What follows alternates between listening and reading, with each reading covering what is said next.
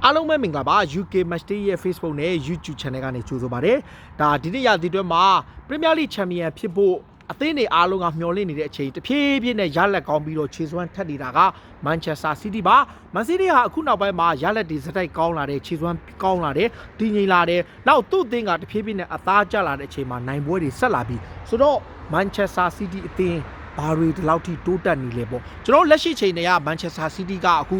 ဒီကနေ့ညကစားခဲ့တဲ့ပွဲမှာ West Brom ကိုအဝေးကွင်းမှာ9ဂိုးပြတ်နိုင်သွားတယ်အားလုံးမျှော်လင့်ထားတာက Sam Allardyce အသင်းကပထမအချို့တုန်းကတကိုးစီသေးကြပြီးတော့ဒါအိုက်တုံးက Slaven Bilic ကင်တာပေါ့ဗျာတကိုးစီသေးကြခဲ့တဲ့ပွဲလိုမျိုးဒီတစ်ချိန်ပြန်လာအောင်မလားလို့မျှော်လင့်ထားပေမဲ့ Man City ကအစောကြီးတဲ့ကခြေစွမ်းပြပြီးတော့တောက်လျှောက်ဂိုးပြတ်သွင်းထားတယ်ဘယ်လောက်ထိဂိုးပြတ်သွင်းထားလဲဆိုရင်ပထမပိုင်းမှာတင် Guardiola အသင်းက4ဂိုးထိသွင်းထားတာပါ Manchester City မှာအဓိကတိုက်စစ်မှုတွေမပါဘဲနဲ့ဒါ Force number 9ပုံစံထက်ကစားခဲ့တဲ့ Foden ရဲ့ Sterling ရဲ့တစ်ဖက်က Riyad Mahrez ကစားပြီးတော့ကွင်းလယ်မှာ Kevin De Bruyne မပါတဲ့ပထမဆုံး League ပွဲအတွက် Bernardo Silva နဲ့တစ်ဖက်ကဒီဘယ်လိုပြောမလဲဒီ Ilkay Gundogan ရဲ့ Rodri ကစားတယ်ဒါ Man City အနေနဲ့ဒါဒီနေ့ဘက်မှာ Kyle Walker နေရာမှာဒီ John Cancelo ကိုသုံးပြီးတော့ Zinchenko ကိုသုံးထားတယ်ခုနောက်ပိုင်းမှာ Manchester City ရဲ့ခံစစ်ပိုင်းမှာဒီ Cancelo ဟာတော်တော်ကိုကောင်းတာဗျတပွဲနဲ့တပွဲသူပိုကောင်းလာတဲ့ Premier League မှာအသားကျလာပြီးခြေစွမ်းပြလာရင်က Cancelo လည်းတော်တော်လေးခြေစွမ်းပြတယ် Manchester City ကတော့ပွဲအစကတည်းကတောက်လျှောက်ကိုအသာစီးနဲ့ကစားတယ်စိတ်ကြိုက်ခွင့်ရတွေဖန်တီးတယ်ကစားပုံလည်းတည်ငြိမ်နေဗျ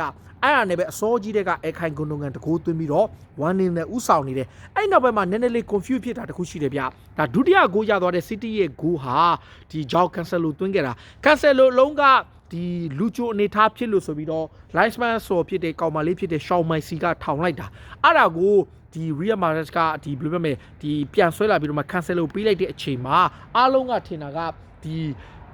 offside flag ထောင်ထားတော့သူတို့ကလူချိုနေဆိုပြီးတော့ West Brom ကမကစားဘူးဘလုံးမကြည့်တော့ဘူးဗျာဒါပေမဲ့ကန်ဆိုးသွားတယ်ပဲအဲ့ကောင်ကဂိုးတဲ့ကိုတမ်းမိဝင်သွားတာအဲ့ဂိုးပေးလိုက်ရတာက Manchester City အတွက်ဘယ်လိုပြောမလဲတစ်ဖက်ကဟိုဟာတော်တော်လေးကိုဒီ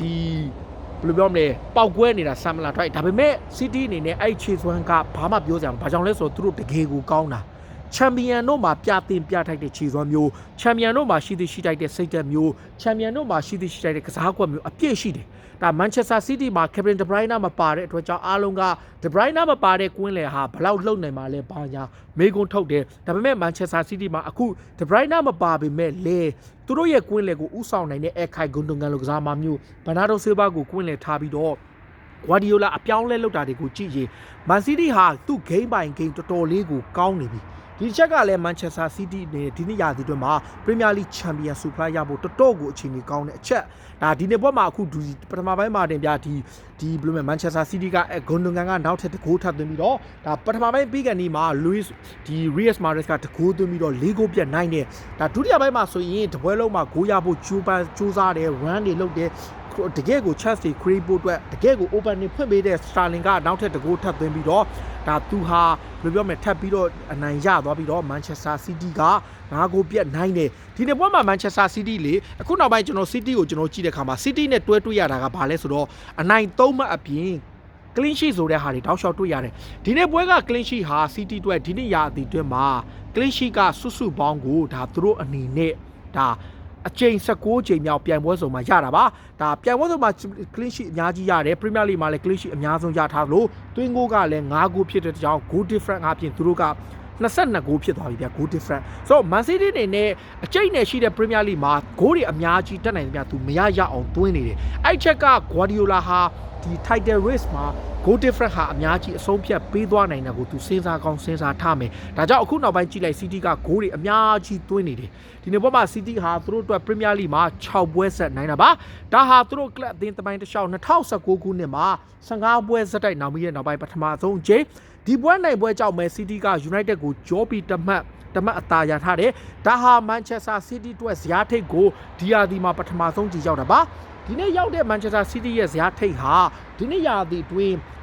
ခံမိုင်းရခတ်တဲ့ Premier League ပြိုင်ပွဲမှာ9သင်းမြောက်ဇယားထိပ်ကိုတက်လာနိုင်ခဲ့တာပါဖက် Guardiola အသင်းကတော့ဒါပထမဆုံးအချိန်နဲ့ဇယားထိပ်ကိုတက်လာပေမဲ့ခြေစွမ်းပိုင်းကအကောင်းဆုံးပုံစံနဲ့ရလက်တွေကောင်းနေတယ်နောက်တစ်ခုကတော့ Ilkay Gundogan ပေါ့ Gundogan ဆိုရင်သူ့ရဲ့ကစားမဘွားဂိုးအများဆုံးသွင်းတဲ့ရာသီဖြစ်မှတ်တမ်းဝင်ပြီးတော့ဒီနေ့ရာသီမှာ Premier League မှာပဲသူ9ဂိုးသွင်းထားတယ် ဒါဟာ Manchester City ကစားသမားတစ်ယောက်အတွက်တော်တော်ကို quality ကောင်းတယ်ဂွန်ဒွန်ဂန်ကပြီးတော့သူ attacking midfield player လည်းမဟုတ်ဘူး no defensive ဆန်နေ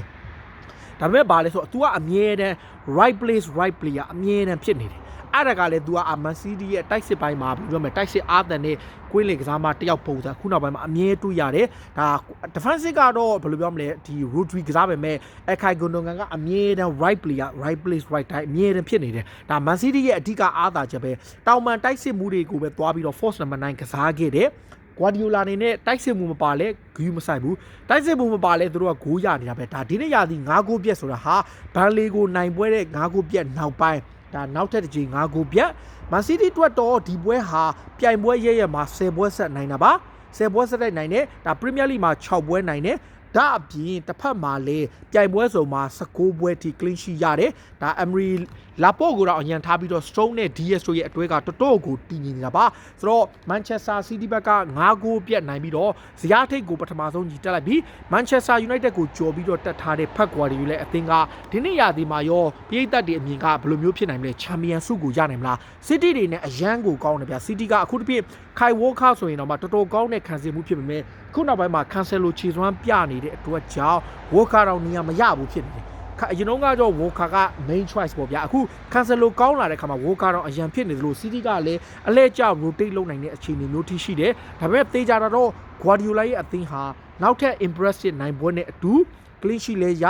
job done ဖြစ်လို့မကသူတို့အတွက်လည်း goal difference မှာအများကြီးရယူတာပါ Man City ကအခုလာမဲ့တစ်ပတ်မှာလည်းသူတို့က Sheffield United ကိုအိမ်ကွင်းမှာကန်ရမှာဖြစ်တော့နောက်ထပ်သူတို့အနေနဲ့အမှတ်3မှတ်အပြည့်ရအောင်မဲ့ပွဲဖြစ်လို့ဒါ Manchester City ကတော့လက်ရှိမှာအကောင်းဆုံးခြေစွမ်းနဲ့ United ကိုတပတ်နဲ့ကြောပြီးတော့ထိပ်ဆုံးကိုတက်လာခဲ့တာပါဆိုတော့ပြည်သက်တွေအနေနဲ့ဖက်ကွာဒီရဲ့အသင်းကိုဘယ်လိုမြင်လဲ2019 18 19တုန်းကခြေစွမ်းမျိုး Man City ပြန်ရပြီလားအခု Man City ရဲ့ form ဟာ Premier League မှာအကောင်းဆုံးအသင်းလို့ရောခေါ်နိုင်လား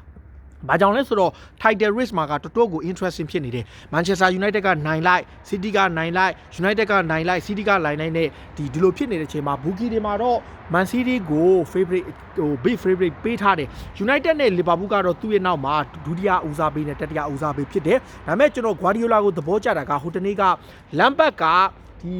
Lampard ကိုထုတ်ခံရတာနဲ့ပတ်သက်ပြီးတော့ဘောလုံးလောကမှာဘာ project တွေညာ project တွေအနာဂတ်စီမံကိန်းတွေဘာတွေကခဏထားဖို့ကိုမနိုင်တာနဲ့သူတို့ထုတ်ခံရမယ်လို့ပြောထားတယ်ဗျသူပြောတာလည်းမှန်တယ်လေဗျဘောလုံးလောကမှာ project တွေကဟာအနာဂတ်စီမံကိန်းတွေအနာဂတ်အတွက်ဘာညာလဲပြောပြမယ်တကယ်တမ်းကိုကနိုင်ပွဲမရတဲ့အခါမှာအသင်းပိုင်ရှင်က pressure ပေးတဲ့အခါမှာအချိန်နဲ့တောက်ခံမှာဖြစ်တဲ့အတွက်ကြောင့် Guardiola လည်းဝန်ခံထားတယ်ကျွန်တော်အနေနဲ့ project တွေဘာတွေကိုတော့မယုံတော့ဘူးနိုင်ပွဲရဖို့ကအဓိကအခုခေတ်ဘောလုံးလောကဟာ all about winning ပဲနိုင်ပွဲရမှသာလျှင်သူတို့အတွက်အခြေအနေကောင်းမယ်လို့ပြောခဲ့သလိုဒါ Guardiola ကတော့သူပြောထားတဲ့စကားအတိုင်းသူ့အောင်သူတို့အကောင်းဆုံးစွမ်းဆောင်နေတယ် Guardiola ရဲ့အသင်းကအကောင်းဆုံးပုံစံအကောင်းဆုံးခြေစွမ်းမျိုးနဲ့တွေ့တယ်သလိုတစ်ဖက်မှာလည်း Guardiola ဟာပြိုင်ဘက်တွေဟိုငါတို့အသင်းရဲ့ပြီးခဲ့တဲ့2019 18 19ကခြေစွမ်းမျိုးပြန်ရပြီဆိုပြီးတော့အားလုံးကိုသတိပေးလိုက်တဲ့သဘောပဲဆိုတော့လက်ရှိမှာ Premier League အသင်းတွေထဲမှာခြေစွမ်းအကောင်းဆုံးနဲ့တည်ငြိမ်နေတဲ့အသင်းတွေကိုကြည့်ရင် Leicester City ရှိတယ် Tottenham Hotspur ရှိတယ် maybe Everton လည်းထည့်လို့ရတယ်တစ်ဖက်မှာ Manchester United ရှိတယ်ပြီးရင် Liverpool ရှိတယ် Liverpool ကနည်းနည်း struggle ဖြစ်တယ်ပေါ့ဒါပေမဲ့ Liverpool ကိုဘယ်တော့မှဖယ်လို့မရတော့ဒီသင်းတွေအားလုံးထဲမှာခြေစွမ်းအတီးငိမ်ဆုံးခြေစွမ်းအကောင်းဆုံးက Guardiola ရဲ့ Manchester City ဖြစ်နေတယ် United လည်းတော်တော်လေးကောင်းတယ်ခြေစွမ်းလည်းအမြင့်ဆုံးပုံစံရောက်နေပေမဲ့ City ကသူတို့ထက်နည်းနည်းလေးပိုကောင်းနေတယ်လို့ထင်တယ်ဗျသူသဖြင့် Manchester City ကဒီ Manchester United တဲ့ပိုကောင်းတဲ့အချက်ကခံစစ်ပိုင်းမှာပိုပြီး solid ဖြစ်တာပေါ့ဒါဒီသင်းတွေ့တဲ့အခါမှာသူတို့ဘယ်လိုကစားခဲ့ဆိုတော့လည်းတွေ့ခဲ့ပြီးသားပါဆိုတော့ Guardiola ရဲ့အသင်းကရောဒီနေ့ရာသီမှာ title race မှာသူတို့ဘယ်လောက်ထိ favorite ဖြစ်မလဲသူတို့အသင်းကိုကြော်ပြီးရောဘယ်အသင်း champion ဖြစ်နိုင်လဲ Manchester City ကပြီးခဲ့နှစ်က Liverpool ကိုပေးခဲ့ရတဲ့သူတို့ရဲ့ champion ဆုကိုပြန်ယူနိုင်မလားဒါကြောင့်မှမို့ Manchester United ဖြစ်တဲ့မြို့ကန်ပြိုင်ဘက်အသင်းကအဓိကဒုက္ခပေးပြီးတော့နောက်ဆုံးချိန်ဒီအဓိကရှင်ပြိုင်သွားရမလားဘလို့ထင်ကြလဲဗျပရိသတ်တွေအနေနဲ့ကိုမတ်မှာဝင်ရောက်မှတ်ချက်ပေးကြပါလို့ပြောရင်လည်းအားလုံးကိုကျေးဇူးတင်ပါတယ်ဗျ